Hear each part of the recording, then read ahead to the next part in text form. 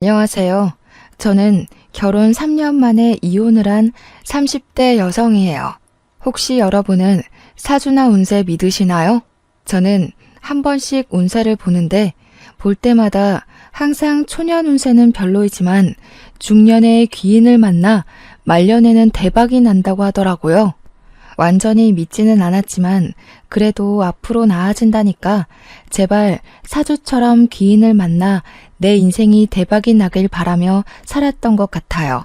사실 저는 이혼하기 전까지만 해도 정말 우울하고 힘들었거든요. 일단 우리 집 상황을 말씀드리자면 저의 부모님은 사이가 정말 좋지 않으셨어요. 두 분이 정말 하루가 멀다고 매일 싸우다가 제가 20살이 되던 해에 이혼하셨죠. 그리고 저는 엄마와 둘이서 살고 아빠는 이혼하고 얼마 되지 않아 재혼하시며 연락이 되지 않았어요. 저는 그 당시 공부하는 것을 좋아하지도 않았고 경제적으로 넉넉하지 못한 형편이라 그냥 대학을 포기하고 바로 회사에 입사했어요.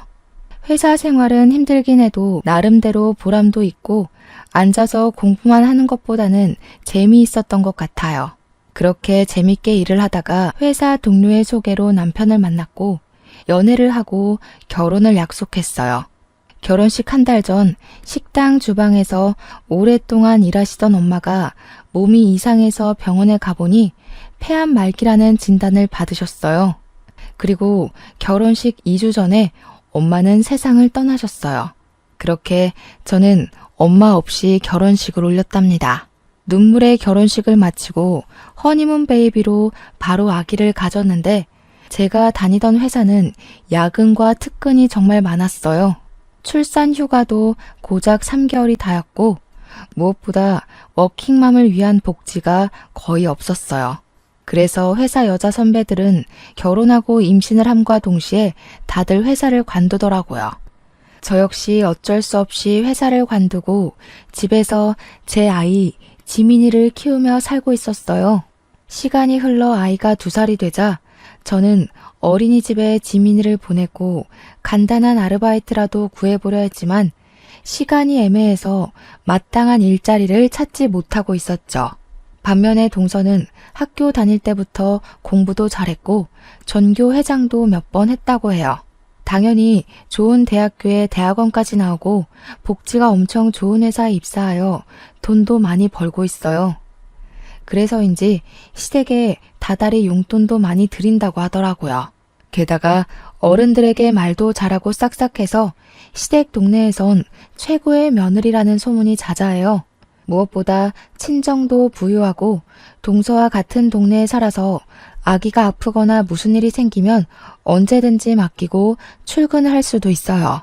제가 봐도 이렇게 동서가 잘났는데 시어머니는 저와 동서가 얼마나 비교되겠어요.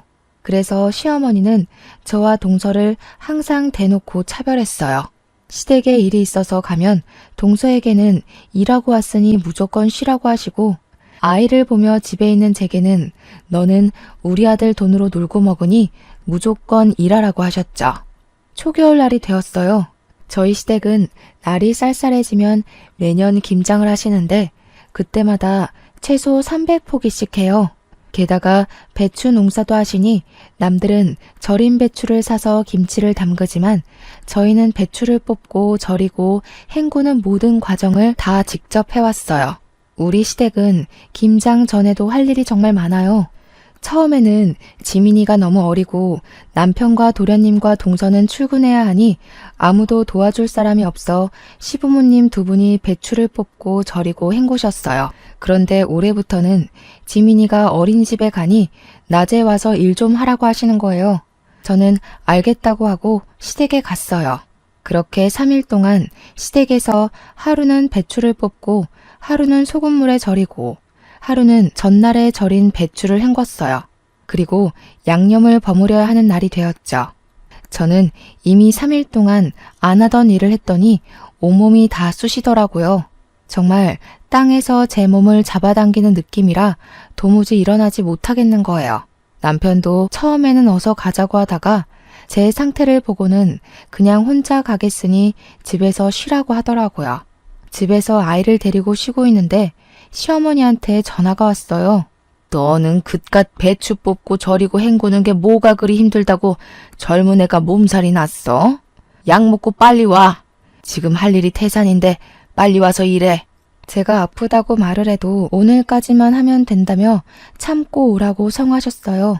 그러고는 10분마다 전화해서 계속 언제 오냐고 전화를 하시더라고요. 결국 저는 아픈 몸을 이끌고 지민이를 안고 시댁에 갔어요. 저는 솔직히 그때 시댁에 가면 김장할 준비가 되어 있고 동서네와 남편이 양념을 버무르고 있을 줄 알았거든요. 그런데 아직도 시댁 마당이 깔끔한 거예요. 왜 아직 시작도 안 했냐고 묻자 다들 저 오기만을 기다렸다며 그동안 밥 먹고 커피 마시고 TV 보고 놀고 있었대요.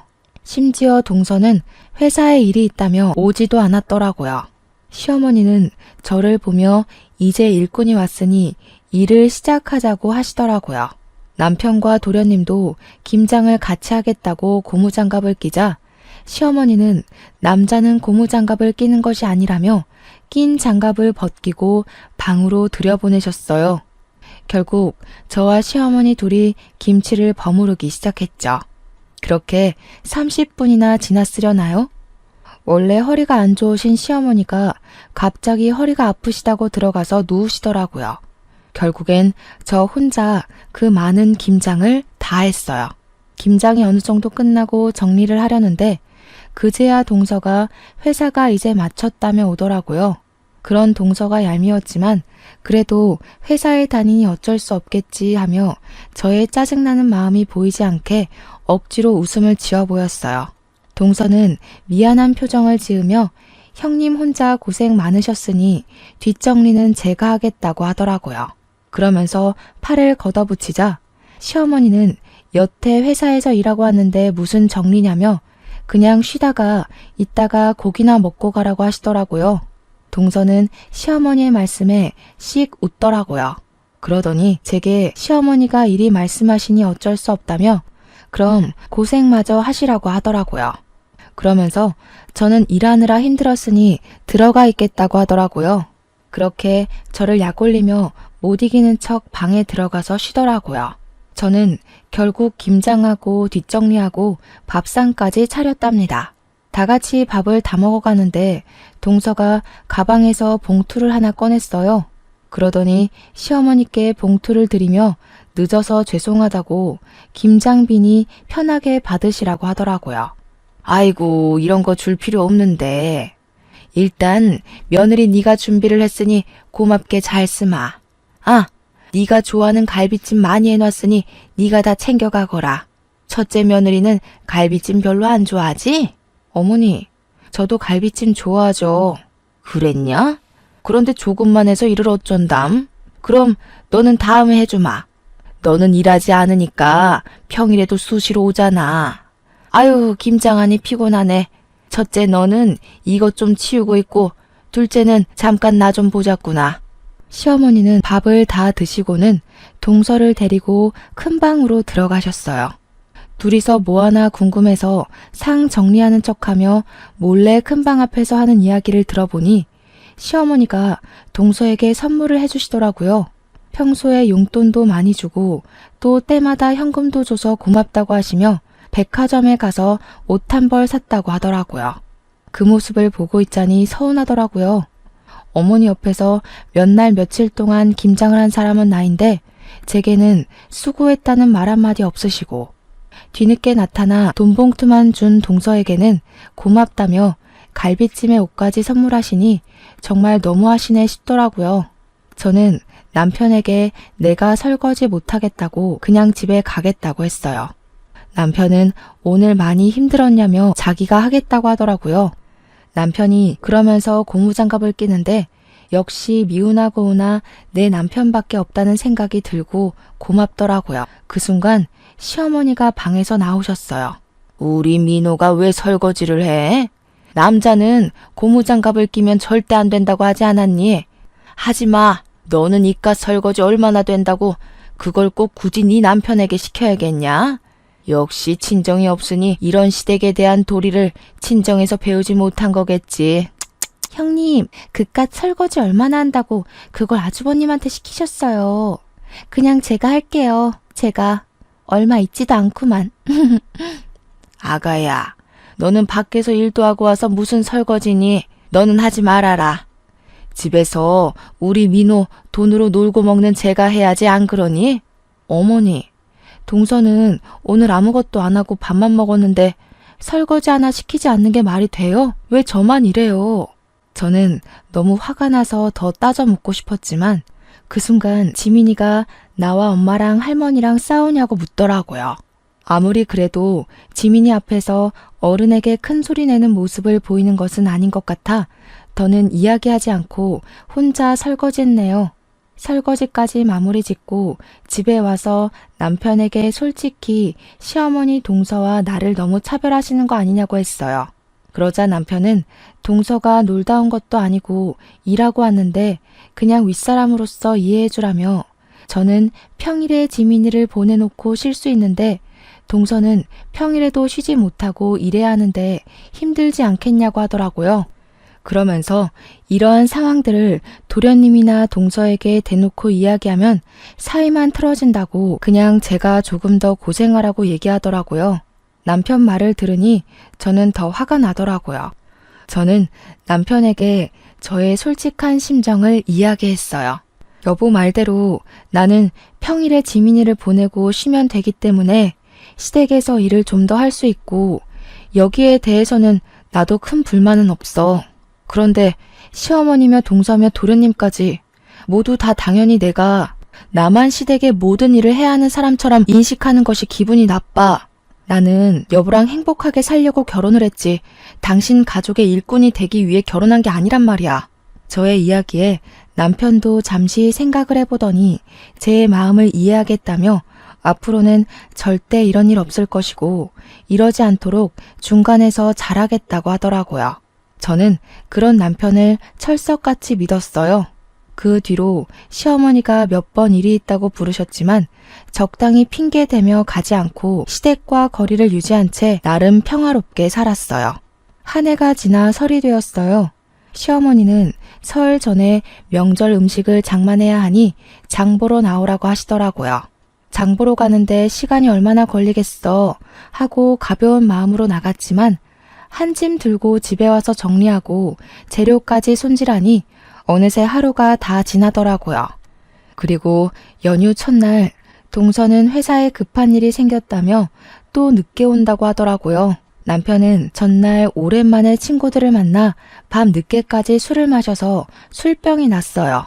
어쩔 수 없이 저와 시어머니 둘이서 음식 장만을 시작했는데 조금 하더니 시어머니는 또 허리가 아프시다고 누우시는 거예요. 그래서 저 혼자 전을 다 붙이고 정리까지 끝내고 이제 허리 좀 펴보려는데 동서가 늦어서 죄송하다며 오더라고요. 아이고 우리 둘째 며느리 일하느라 힘들지? 밥도 아직 못 먹었겠네. 어서 밥 먹자. 첫째 너는 정리 다 했으니 어서 밥 차려라. 어머니, 저 여태 전 부치고 정리하느라 허리를 이제야 펴네요. 지금 다리에 쥐도나고 해서 민호 씨한테 이야기할게요. 여보, 들었지? 일하는 동서 배고프다니까 상 좀 차려줘. 이거 아주 큰일 날 소리를 하는구나. 너는 있는 반찬 꺼내서 상 차리는 게 뭐가 그리 힘들다고 그러니? 민호 돈으로 놀고 먹는 애가 너도 꼭 일하는 사람한테 상을 차리게 하고 싶냐? 엄마, 지희 집에서 안 놀아. 낮에 우리 지민이 어린이집 가면 집안일하고 음식하고 얼마나 바쁜데. 저녁에는 또 지민이 돌봐야지. 그러니까 지희한테 놀고 먹는 사람이라면 뭐라고 하지 마.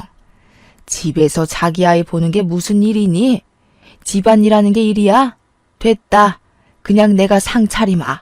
허리 아파서 허리 복대를 착용하신 시어머니가 상을 펴시고 반찬을 들고 왔다 갔다 하시는데 그 모습을 보자니 마음 편히 앉아있을 수가 없겠더라고요.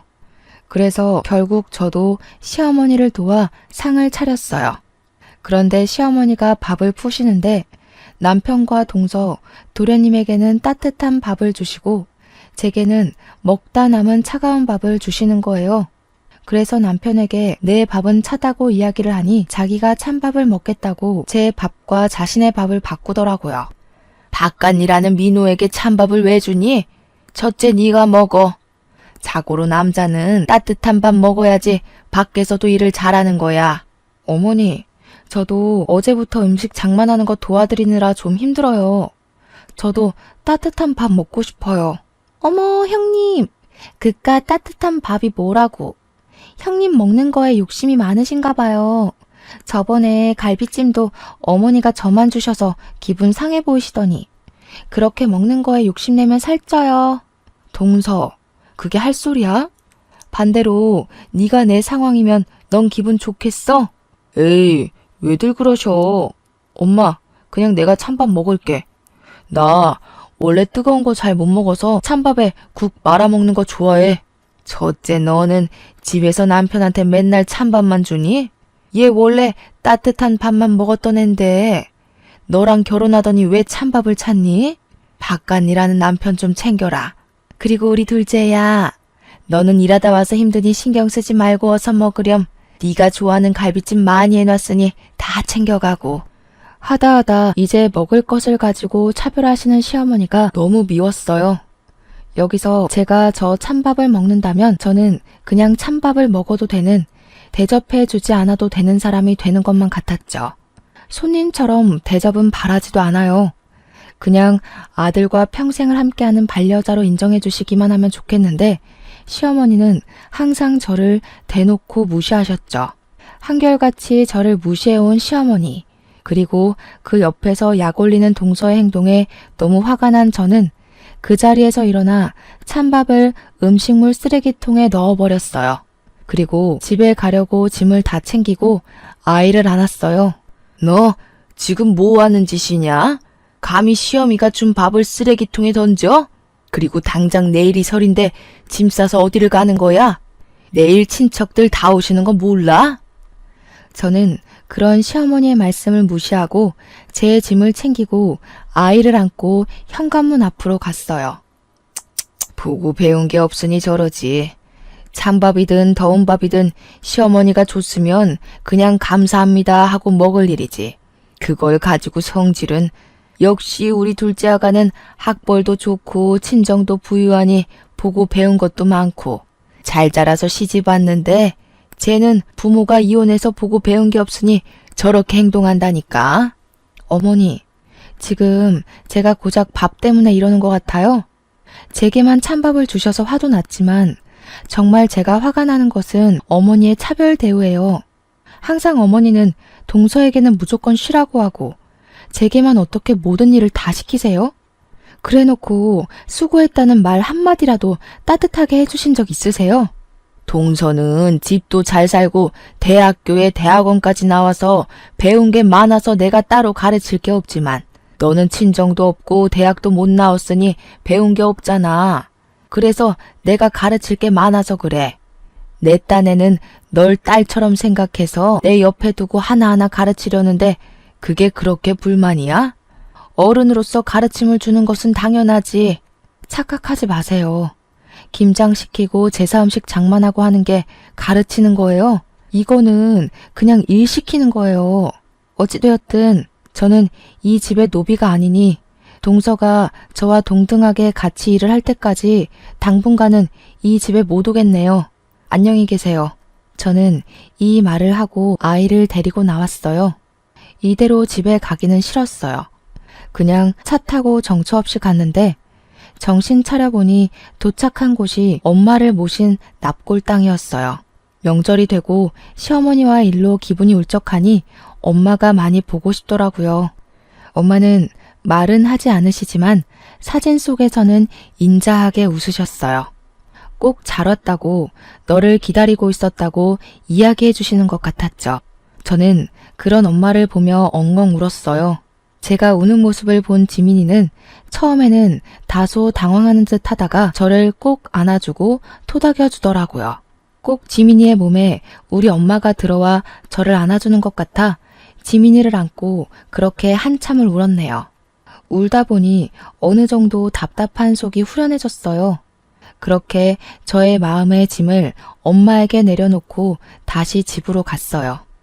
저는 제가 그렇게 시댁에서 나와서 남편이 집에 와 있을 줄 알았어요. 그런데 집은 텅 비어 있더라고요. 남편은 명절 당일에도 오지도 않고 연락도 없었어요. 연휴 마지막 날 밤늦게서야 집에 들어오더라고요. 저를 보자마자 한다는 이야기가 너는 꼭 그 자리에서 그렇게까지 해야겠냐고 하더라고요. 나는 너네 집 노비냐? 김장할 때도 너나 시어머니는 나에게만 그 많은 일을 다 시켰어. 요새 같은 시대에 어느 집에서 배추 300포기를 담가? 그것도 며느리 혼자 말이야. 음식 장만도 나 혼자 다 했지. 그리고 내가 그렇게 하는 동안 너고 네 동생이고 날 도와준 적 있어? 그저 어머니가 뭐라고 하셨으니까 어쩔 수 없다며 뒤로 빠지기나 하고.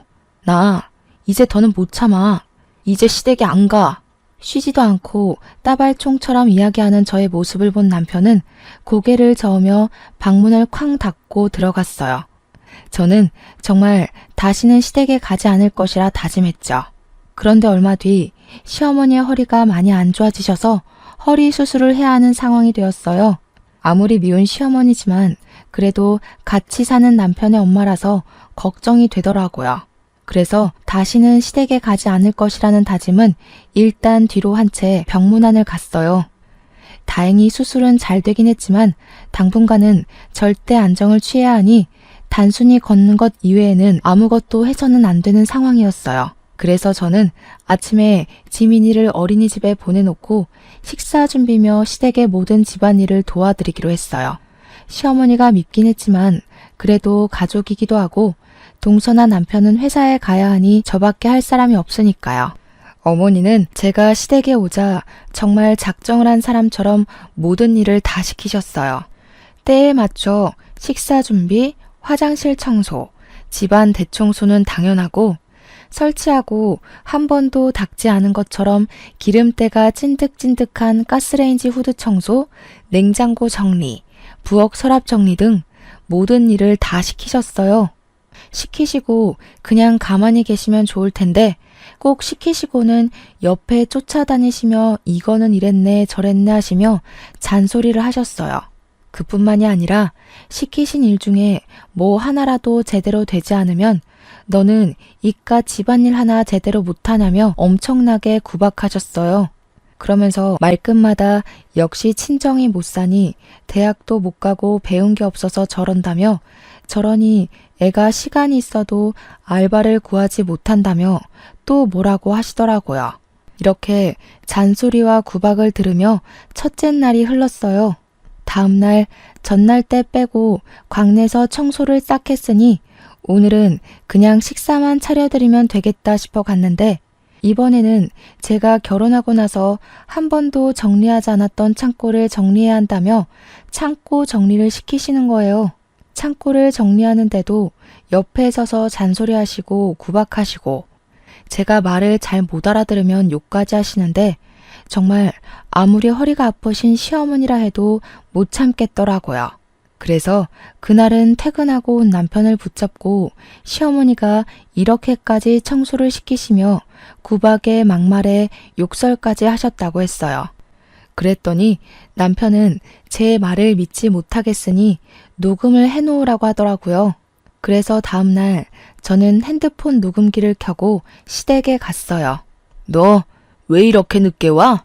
아프고 늙은 시모 굶겨 죽일 참이야? 나쁜 년. 그리고 옷은 그 청바지가 뭐냐? 청바지 입고 어떻게 일할 거야?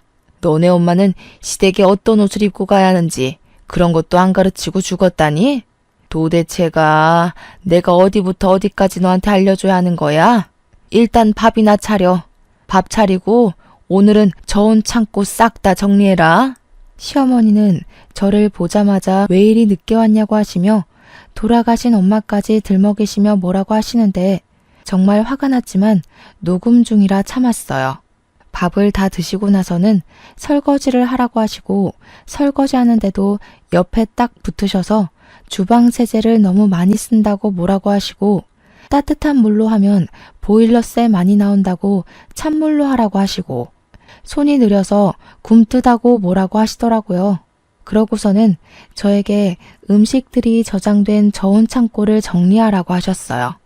그곳에는 정말 언제 넣어놨는지도 모르는 음식들이 가득했고 곰팡이 핀 음식들도 있었어요.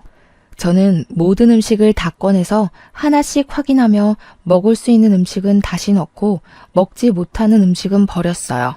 열심히 하고 있는데 또 오셔서 제가 하는 행동 하나하나를 감시하시며 구박도 하시고 욕도 하시더라고요.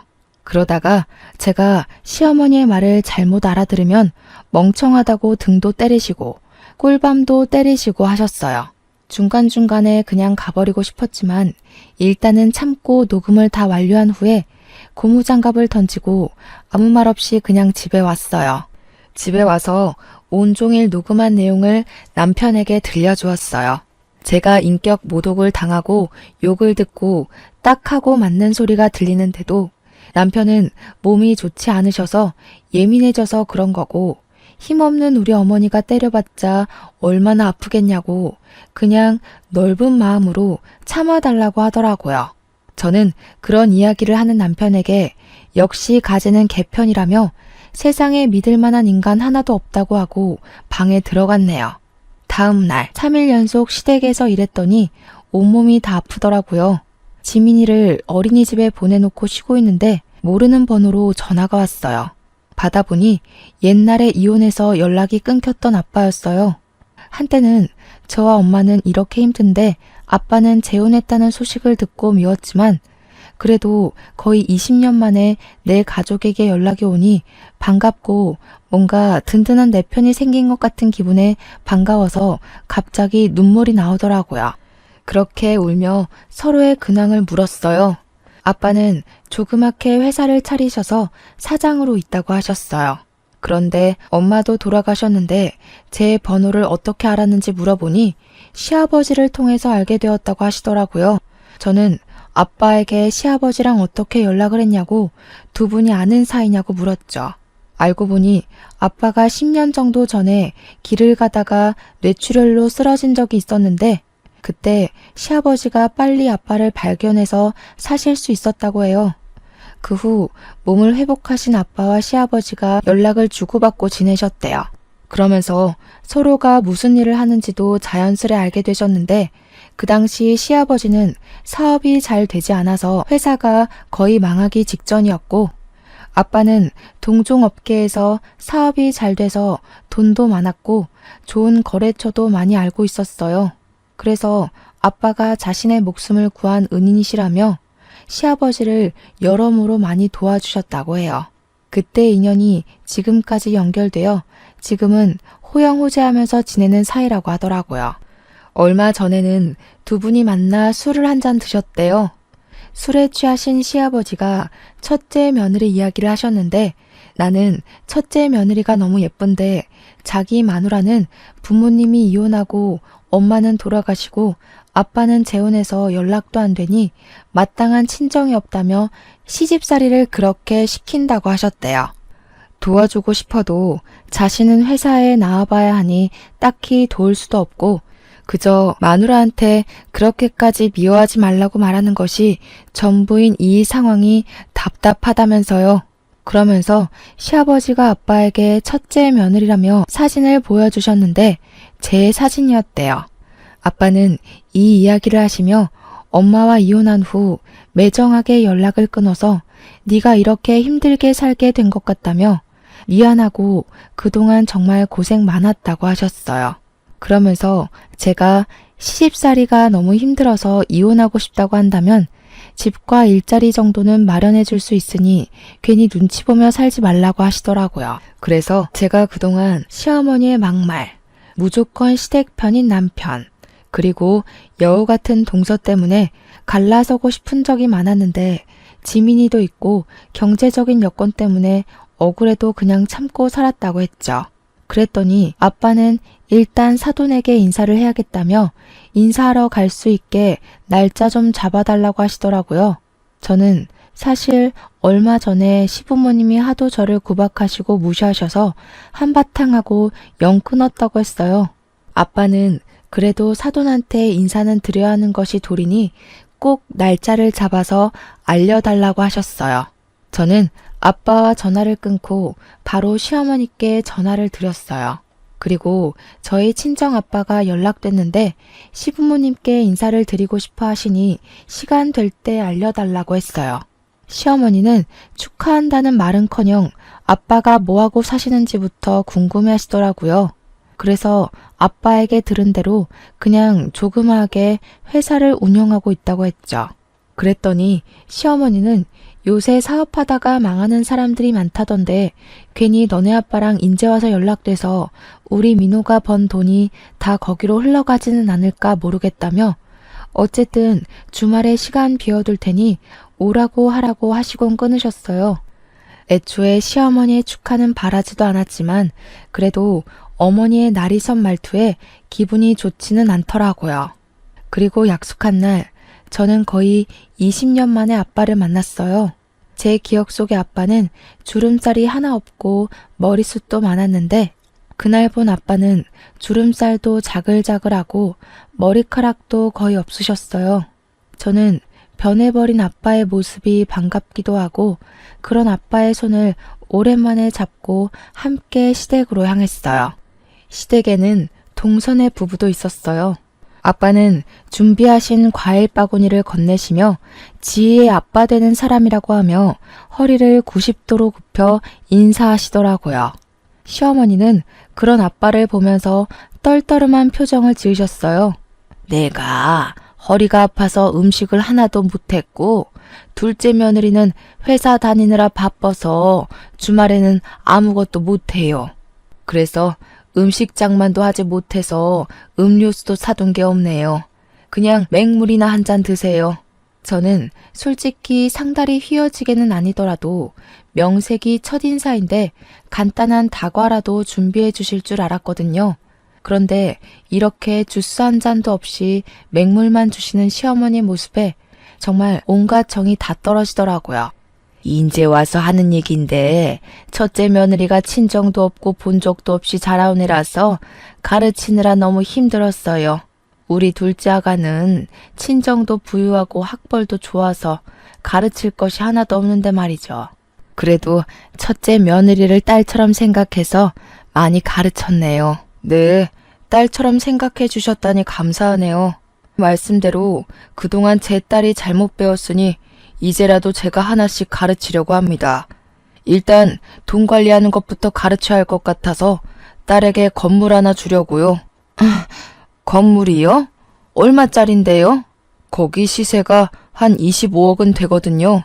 그 건물에 상가가 다 들어서 있고 안정적으로 장사를 하고 있으니 월세를 꼬박 받으면 한 달에 400만 원은 벌 수 있을 것 같더라고요. 회사도 안 다니는데 집에서 놀고 먹으면서요. 뭐요? 400만 원? 시어머니도 놀랐지만 저도 깜짝 놀랐어요. 순식간에 저는 조물주보다 높다는 건물주가 되어 매달 한 달 월급만큼의 돈을 받게 된다는데 이게 쉽게 믿어질 리가 없잖아요. 아빠는 그런 저의 손을 잡고 씩 웃으셨어요. 시어머니는 도대체 뭐를 하시길래 그런 건물이 있냐면서 명함이라도 있으면 달라고 하셨어요. 아빠가 명함을 건네자 시어머니는 아빠의 명함을 받고는 요즘 사업이 잘 안 되냐며 은근히 비꼬는 말투로 말씀하셨죠. 옆에 있던 동서도 형님 아버지신데 어느 회사 대표님이신지 궁금하다며 본인에게도 명함을 달라고 했어요. 그런데 동서가 건네받은 아빠의 명함을 보고 깜짝 놀라하는 거예요. 어머니, 여기는 시아버지 회사보다 규모가 더 큰 회사네요? 꽤 큰 회사인데 여기 대표님이시라고요? 저희 팀장님이 여기 회사 대표님의 조카라고 하시던데. 아, 지은이가 여기 둘째 며느님의 직장 상사인지는 몰랐네요. 또 이렇게 인연이 해결되네요. 시어머니는 그렇게 좋은 회사의 대표가 첫째 며느리의 아빠였냐며 재차 확인하시고는 다시 한번 놀라셨어요. 아빠는 그런 시어머니에게 당당하게 제가 이 회사의 대표라고 하시며 일단 오늘은 일이 없으니 가봐야 할 것 같다고 하시고는 자리에서 일어나셨어요. 저는 아빠를 보내드리고 다시 시댁으로 왔어요. 어느덧 저녁 6시. 저녁을 먹을 시간이더라고요. 어머니, 벌써 저녁 6시인데 저녁 식사하셔야죠. 형님, 가서 식사 준비 좀 해주세요. 저는 아시다시피 일하느라 피곤해서요. 동서는 아주 당연하다는 듯이 제게 저녁 식사를 시키더라고요. 그 소리를 들은 시어머니가 깜짝 놀라 동서에게 다가왔어요. 예, 오늘은 네가 준비해라. 쟤도 오늘 오랜만에 아빠 만났으니 얼마나 정신적으로 힘들었겠니? 저는 그래도 회사에서 일하는데 오늘 하루는 푹 쉬어야죠. 형님은 집에서 노시는데? 쉬긴 뭘 쉬니? 젊어서 고생은 사서도 한다고 했다. 네가 밥 차리고 첫째 아가는 잠깐 나 좀 보자. 할 말이 있다. 시어머니는 저를 부르실 때 야 아니면 첫째 너라고 하셨어요. 그런데 돈 많은 아빠가 왔다 가시자 저에게 결혼 후 처음으로 첫째 아가라고 부르시며 저를 큰 방으로 데리고 가시더라고요. 아가, 내가 그동안 너한테 섭섭하게 한 것이 있다면 미안하다. 나는 그냥 친정도 없는 네가 어디 나가서 혹시라도 무시당할까 봐. 다 네가 잘 되길 바라는 마음에서 그렇게 한 것이니 이해해 주려무나. 그리고 다른 친구들은 다른 며느리한테 한 달에 100만 원씩은 받고 산다던데 나는 한 달에 50만 원 정도는 내 용돈으로 줄 순 없겠니? 병원비도 있고 생활비도 있고 조금 힘들어서 말이야. 이제 동서보다 제가 돈을 더 잘 벌게 생겼으니 어머니 상황이 역전되셨네요. 아가야, 무슨 말을 그리 서운하게 하니? 그런 게 아니라 그냥 서로 돕고 살자는 거지. 어머니는 저 혼자 김치 300포기 담그고 명절 음식 준비할 때 한 번이라도 도와주신 적 있으셨어요? 허리가 아프시지 직접 도와주시지는 못해도 누구한테 힘들 테니 도와주라고 한 적 있으셨나요? 그러기는커녕 아무 일 못하게 하시고 저 혼자만 일 다 시켜놓고는 인제 와서 서로 돕고 도와주는 척 하시는 건가요? 시어머니는 저의 말에 아무 대답도 못하고 그저 당황해만 하셨어요. 어머니, 저는 어머니의 말씀대로 본 것도 없이 자라서 서로 도우며 사는 거 뭔지 잘 모르겠네요. 저는 이 말을 남기고 거실로 나갔어요. 부엌에 가보니 동서는 입술이 삐죽 나와서 저녁 준비를 하고 있더라고요. 저는 그동안 얄밉게 말하는 동서에게도 한마디 했어요. 동서, 아직도 그것밖에 못 차렸어? 빨리빨리 움직여. 이러다가 내일 밥 먹겠어. 하긴 뭐 네가 회사를 한답시고 집안일을 해봤어야 알지. 형님, 지금 돈 많은 아빠 있다고 유세 떠는 거예요? 너도 그동안 회사 다녀서 돈 번다고 유세 부렸는데 나는 그러면 안 된다니? 그리고 어머니, 용돈은요?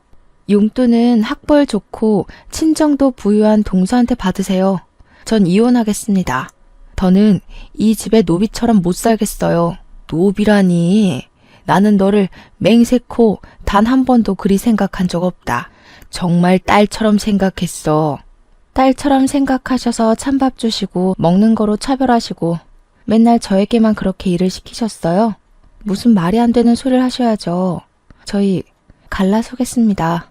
여보, 왜 그래? 그게 무슨 소리야? 이혼이라니. 우리 다시 잘해보자. 이제 장인어른도 계시고 혼자 어디를 가려고. 장인어른? 너 이제 이혼해서 마누라도 없는데 네가 장인어른이 어딨니? 그리고 내가 우리 아이 챙겨서 갈 거야. 나갈 때 있으니까 내 걱정은 말고. 저는 그렇게 지민이를 안고 그 집을 나왔어요. 남편과 시어머니는 갑작스러운 저의 이혼 선언에 황당해하며 저를 붙잡았지만 이미 마음이 확고해진 저는 미련 없이 그 집을 떠났어요. 그리고 아빠가 마련해 주신 새로운 보금자리로 갔어요. 다음 날 저는 근처 신경정신과에서 시댁의 스트레스로 인해 정신적인 피해를 보았다는 처방전을 끊었어요. 그리고 이혼 서류를 작성해서 처방전과 함께 시댁에 퀵으로 보냈죠. 잠시 후 시어머니한테 전화가 오더라고요. 무슨 이혼 서류야? 정말 이혼할 거야? 네, 어머니. 저 이제 그 집에서 더는 노비 생활 못해요. 이혼하겠어요. 이제 둘째한테도 일 시키고 할게. 우리 아들들한테도 일 시킬게. 그러니까 제발 마음 풀고 같이 살자. 저 지민이는 혼자 어떻게 키우려고 그래. 제 걱정하는 척 하지 마세요. 제가 알아서 아주 멋지게 잘 키울 거예요. 어머니가 이렇게 부탁하셔도 저는 이미 마음 정했고 이혼할 겁니다, 반드시. 그깟 일 조금 시켰다고 이혼이 어디 쉽게 될 것 같아? 어머니 허리 아프셨을 때 막말하셨던 거 제가 다 녹음했고요. 지금 병원에서 시댁 스트레스로 인해 정신적으로 피해받았다는 내용의 처방전까지 받았어요. 그리고 아빠 회사에 법무팀 팀장님과 친한 변호사가 이혼소송 전문 변호사래요. 그래서 이혼해주지 않으시면 그곳에서 이혼소송 진행하려고요. 시어머니는 저의 확고한 대답에 살아생전 너같이 독한 년은 처음이라며 온갖 욕설을 퍼붓고는 끊으셨어요. 이어서 남편에게도 전화가 오더라고요. 네가 원한다면 나 우리 가족과 영 끊고 살게. 그러니 제발 이혼은 하지 말자. 같이 살자. 너 내가 그렇게 시댁에서 호되게 당할 때 너는 항상 너네 엄마 도련님 동서 편만 들었어. 그런 네가 잘도 그러겠다. 됐고 이제 이혼이야. 차마 행복하게 잘 살라는 말은 못 해주겠다.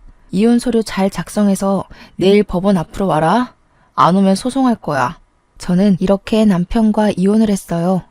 이혼 후 저는 지민이와 함께 살며 아빠의 회사에 취직했어요. 아빠의 회사는 원래 블라인드 면접으로 사람을 채용하는 곳이라 제 학벌이 낮아도 전혀 문제가 되지 않았어요. 게다가 회사의 복지가 정말 좋아서 사내 어린이집이 정말 잘 되어 있더라고요. 제가 퇴근할 때까지 마음 놓고 지민이를 맡길 수가 있었죠. 저는 지금도 충분히 행복했고 아빠라는 존재가 있는 것 자체만으로도 너무 감사했어요. 그래도 아빠는 유일한 핏줄인 제게 회사를 물려주고 싶다면서 공부를 하라고 하시더라고요. 아빠의 강권에 다시 공부도 시작했어요. 워낙 공부에 재능이 없던 저이지만 그동안 학벌이 낮다고 무시하던 전 시모의 얼굴을 생각하며 내가 꼭 잘 돼서 복수한다는 마음으로 눈에 불을 켜고 공부하고 있네요. 결혼 후 제게 전혀 도움이 되지 않는 사람이라 여겼는데 이렇게 제게 도움을 주기는 하네요. 이렇게 저는 아빠의 회사에 다니며 일도 하고 공부도 하고 지민이도 잘 키우면서 행복하고 바쁘게 살아가고 있네요. 그리고 최근에 아빠의 조카 제게는 사촌 언니를 만났어요. 이 사촌 언니가 이전에 동서가 말했던 회사의 팀장님이시더라고요. 그런데 동서가 회사에서도 그렇게 여우짓을 하고 사람들 사이에서 이간질했대요. 그리고 명절 전날과 같이 시댁에 가야 하는 날만 되면 회사에서 아무도 요구하지 않는데도 스스로 야근에 특근하며 늦게 갔다고 하더라고요. 안 그래도 사촌 언니가 얄밉다고 생각하며 뭐 하나 건수만 생기면 가만 안 둔다고 벼르고 있었는데 제 소식 다 듣고 엄청나게 갈궜대요. 그래서 지금은 회사에 사표 내고 백수가 되었네요. 그리고 예전에 저처럼 맨날 시댁에 불려가서 일한다고 하더라고요. 그 소식을 들으니 얼마나 통쾌하던지요. 전 남편은 아이에게 아빠를 보여줘야 하니 한 달에 한 번씩은 보고 있어요. 전 남편은 그때마다 다시 합치자고 하지만 솔직히 제가 뭐가 아쉬워서 합쳐요. 월급 잘 나오죠? 아빠 덕에 건물주가 되어서 상가 월세도 적지 않게 나오죠. 게다가 회사의 복지도 좋아서 지민이 걱정 없이 마음 편히 일도 할 수 있는데요. 지금 사는 집도 크지는 않지만 대출도 없고 저와 지민이 둘이서 살기 딱 적당하거든요. 남편이 그런 소리 할 때마다 저는 너희 엄마와 너 동서 생각만 해도 치가 떨리니까 헛소리 짓거리지 말라고 한마디 하네요. 제가 사주를 볼 때마다 중년의 귀인을 만나 말년에는 대박이 난다던데 제 인생의 귀인이 바로 아빠였나 봐요. 아빠를 만난 뒤로 모든 고민 걱정거리가 다 해결되고 요새는 지민이와 함께 즐겁고 바쁘게 살고 있네요. 정말 이게 꿈인가 싶을 정도로요. 지나온 날들을 돌이켜보면 결혼 전에도 결혼 후에도 정말 많이 힘들었던 것 같아요. 그래도 귀인을 만나 이제는 행복에 이르렀으니 이 행복이 쉽게 꺼지지 않고 평생 유지될 수 있도록 노력하며 살아야겠다는 생각이 드네요. 그래서 먼 훗날 하늘나라에서 가서 보고 싶은 우리 엄마를 보면 나 이렇게나 잘 살아왔다고 자랑할 수 있는 당찬 딸이 되고 싶네요. 저의 긴 사연 들어주셔서 감사합니다. 모두 행복하세요.